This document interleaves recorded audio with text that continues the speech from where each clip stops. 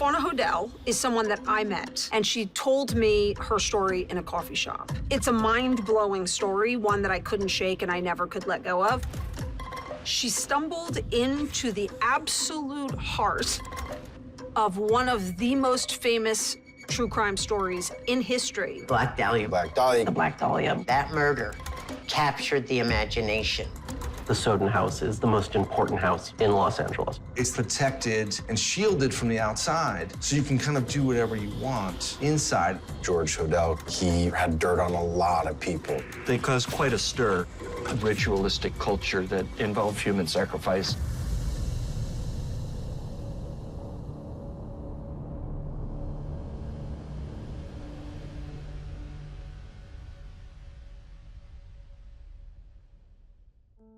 George Hodel is the 5th owner of this house. He lives here 1945 to 1950.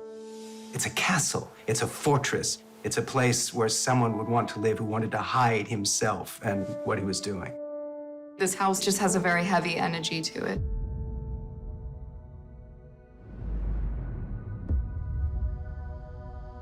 It's 1926. It's constructed for the Sowden family.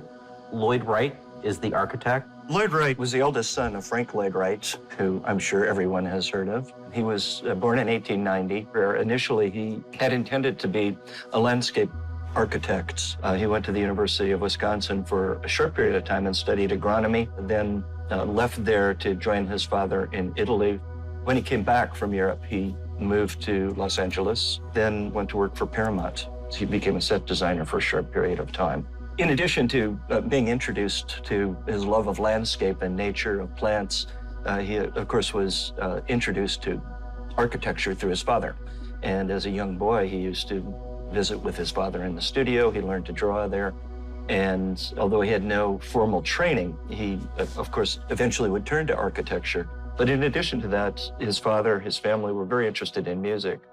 And Lloyd Wright learned to play the cello at a very early age and was quite accomplished, actually. He played with a lot of professional musicians informally in Los Angeles throughout his life. That, among other things, probably led to his being commissioned to design the first stage for the Hollywood Bowl. Before that, it had been an outdoor, basically, kind of open stage that had really developed just because of the natural bowl of the landscape there. Lloyd Wright, with his background in set design as well as music, was really the ideal person to build the first acoustic shell, musical shell for the Hollywood Bowl. He also did set designs for the Hollywood Bowl, for opera and things of that sort, all of which, of course, is background for the Sowden House, which itself is really not just a residence, but very much a stage set. The other thing that I find really fascinating about the house, of course, is the narrative or dramatic entry into it. It's set into the hills, so this space is really above the basement, but on what is kind of the second story, in a sense. You come in from the street level from Franklin through this literally cave-like entryway, and then you turn and you go up this narrow staircase and then come out into the living area, and then this whole area with the open sky just sort of explodes or opens up for you. There are a lot of nooks and crannies. There's a bookshelf and there's a panel. You push a fascia board just the right way and a door pops open. That's the hidden passageway. In the early 1920s, right around 1920, 22, there's this movement. Frank Lloyd Wright, and following in his footsteps, Lloyd, really wanted to invent what they thought of as an American architecture. And even though they were looking to these Mesoamerican sources in a general kind of way, they were very much rejecting the European tradition of design and European styles of architecture, classicism, Gothic revival, Spanish colonial revival. They felt were not appropriate for, as a reflection of the American spirit. They were kind of lone spirits in a certain way out here. What really was dominating the architecture of Los Angeles, I guess you could say, in the 1920s would be Spanish colonial revival, although the city was always very eclectic. Lloyd Wright is really the genius behind this look of the Mine Temple. Lloyd Wright had been introduced really to the idea of Mayan architecture, the Mayan style through his father. He had turned to the Mayan precedents or models in an attempt to develop an appropriate regional style for Southern California. At the time that Wright came out here, Frank Lloyd Wright that is, most architects, when they were trying to design or look to styles that were appropriate for Southern California, were really looking to its Spanish history and Mexican history. Frank Lloyd Wright and then Lloyd Wright didn't want to go down that more traditional, maybe academic kind of path. They wanted to invent something that they felt would be appropriate, as I say, for the region. The Mayan civilization really developed in southern Mexico, the Yucatan, what's now Guatemala, areas like that. And there were many different Mayan kingdoms, let's say. It was based on a kind of kingship system, and the real surviving architectural elements of Mayan architecture have to do with religious ritual.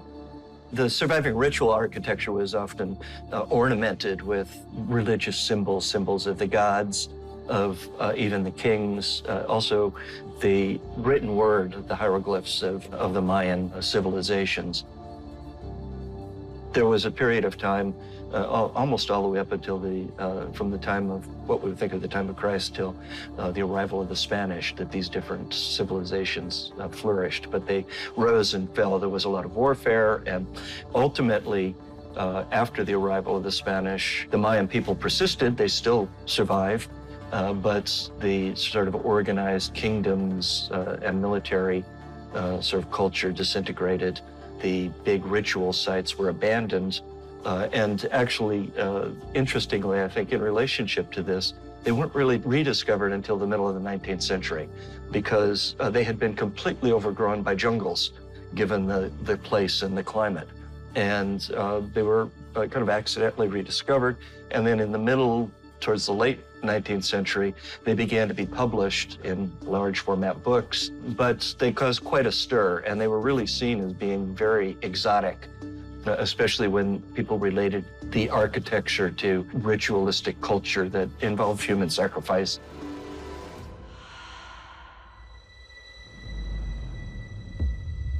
Hollywood in the 1930s was an interesting time. We have a whole new way of making movies. We've got sound coming in.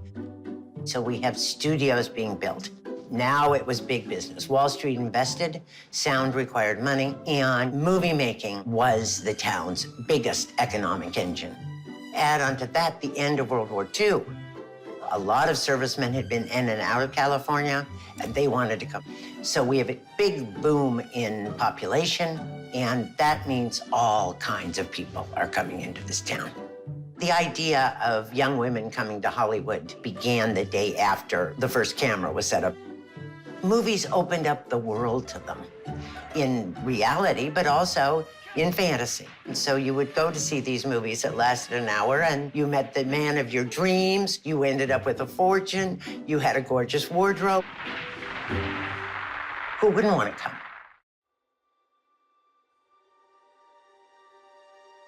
Elizabeth Short started for Los Angeles, I think, when she was 16. She dropped out of high school in Massachusetts and gradually worked her way out to Los Angeles. She went from town to town, kept a job for a short period of time.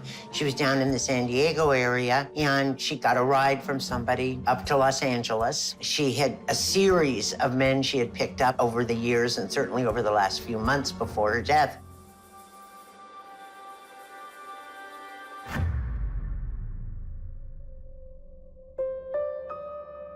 Well, the Black Dahlia is one of the most famous murders in American history. Elizabeth Short, tortured and murdered.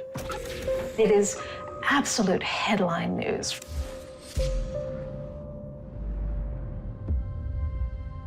I think we still talk about the Black Dahlia murder all these years later, 70 years later, in part because that death and that murder captured the imagination in a way that nothing else really has since. Elizabeth Short. Elizabeth was evidently dubbed the Black Dahlia while she was still alive. She had a penchant for very black hair and wearing black. So the neighbors dubbed her the Black Dahlia when they didn't even know her name.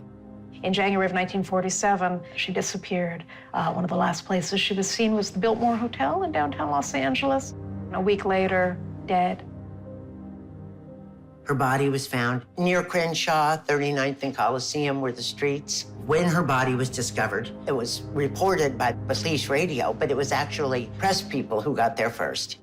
And they said that it looked at first like a broken marionette. Her body was severed at the back, divided in half, and she was slashed and mutilated. Plus, they found out it had been drained of blood. It had been scrubbed down. So that was one of the things that I think led doctors to be on any kind of suspect list, because clearly this took some medical knowledge to have been able to do this to a body. Dr. Hodel was one of at least half a dozen suspects that the police looked into. George Hodel. I've been trying so hard to get into contact with you. You invited me here. Do you remember? I am hard to pin down. Dr. Hodel was a fascinating character. He evidently was brilliant, tested off the charts in IQ tests as a child, graduated from high school in his middle teens. He was a musical prodigy as a child and very, very gifted intellectually. Your son he is talented, but he plays without emotion, the hardest thing to have. And then he went to medical school and took up the trade of private practice, specializing in the treatment of venereal disease. Venereal disease was a very big problem in the mid-40s, particularly with the military and everywhere else. So he had a thriving practice, making a lot of money, and he had big parties. Crazy parties where anything goes, and women were nude, and there were these, orgies.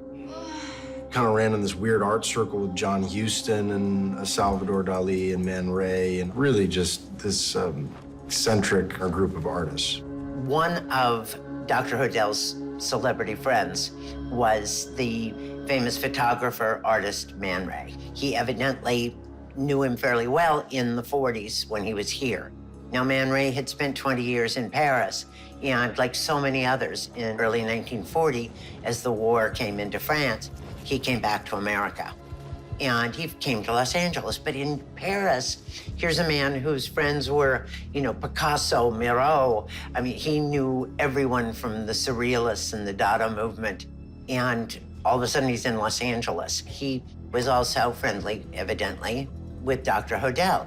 And one of the theories that's out there is that, Hodel must have murdered Elizabeth because of the way her body was found and how it's similar to some of Man Ray's photographs or his paintings. That murder and the way that body, the gore and the horrific nature of that body was an attempt at surrealist art. Dr. Hodel was one of at least half a dozen suspects that the police looked into. However, we need to step back a little and look at the police department in the 40s. It was one of the most corrupt police forces in the country. When William Worden was made chief of police in 1949, he looked around and said, I can't trust a soul in this department. He lasted a year, and then the notorious William Parker was named chief of police. Then there's the sheriff's department. Then there's the DA. I mean, there are so many questions about the way those departments were run during those wild and crazy years. George Hodel, you could someday maybe walk out of here if you could just keep that name off your lips. What the hell does Hodel have, and why is he so protected, Billis? Ah! But that's 1947. It's not until 1949, 2 years later, that Dr. Hodel's daughter, Tamara, runs away and is caught and charges her father with incest. George Hodel hired a very good attorney, Jerry Giesler, who all the mobsters liked to use. He was a great defense attorney. And Tamara was treated as a terrible liar, a pathological liar, a problem child, someone who had been making accusations for years. When you look at the reporting of that trial, it was a he said, she said. It was a respected doctor, relatively speaking, in town, and his 16-year-old daughter. I mean, who are you going to believe?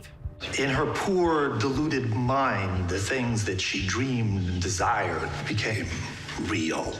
Tamar even claimed that Dr. Hodel was the Black Dahlia killer. Ultimately, it went to a jury. 8 women and 4 men determined that the crime had not been proven. And George came back to the house and realized that Los Angeles really wasn't the land of golden opportunity anymore, and this house had been nothing but trouble. And he began the process of packing his life up to leave California. But he was not alone. He had a household full of people, and these people were coming and going. And among the people coming and going were cops who got into the basement and wired this place for sound. Evidently on that wiretap, according to the transcripts that we have, they picked up Dr. Hodel referring to the Black Dahlia murder and saying, well, they can never prove that I did it. The only person who knew was the secretary, who's now dead. Did he kill her too? Did he have some reason to all of a sudden find himself on a list of suspects for the still unsolved Black Dahlia killer? No idea what happened. I'm sure they picked up a ton over the course of that month, 2 months that they had him wiretapped. But that's the section of the transcript that we have that, of course, still sets people's imagination aflare. The problem with the Black Dahlia investigation is Beth Short got into cars with strangers all the time. No one knew that she was missing until she was found because she'd been out of town. And ultimately, although the police did a really serious, hardcore, in-depth investigation and found many, many suspects, they never found someone they could absolutely tie to the crime, in part because they never found the crime scene. She was killed elsewhere, she was butchered elsewhere, she was placed, on this vacant lot, and there wasn't a lot of physical evidence there. But the police did consider that George Hodel had some of the characteristics they were looking for. I mean, it looked as if the basement was where Beth Short was murdered. There have been iconic, horrible murders in this town over the years. But I think a murder that pulls on the social fabric, that starts to shred things, like, for instance, the Black Dahlia, those strike chords with people and send a fear and a vulnerability through the community. And the way that that murder captured, in a perverse way, people's imagination is obviously still very much alive today. The ripple effect of an unhappy situation is so fascinating because you have someone like Fauna, who was never part of this household, but because her mother had such a ghastly experience here as a young teenager, ran away, ended up being put into juvenile hall. In juvenile hall, she had this completely different life experience where she met very different types of people.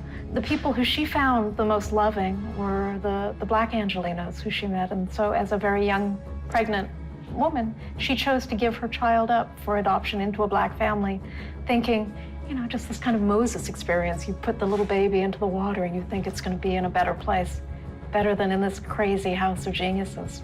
And we're still here, talking about Elizabeth Short, talking about murders, talking about George Hodel, and this 5-year period when this could have been a really wonderful place in Hollywood, but I don't think many happy people entered or left these doors.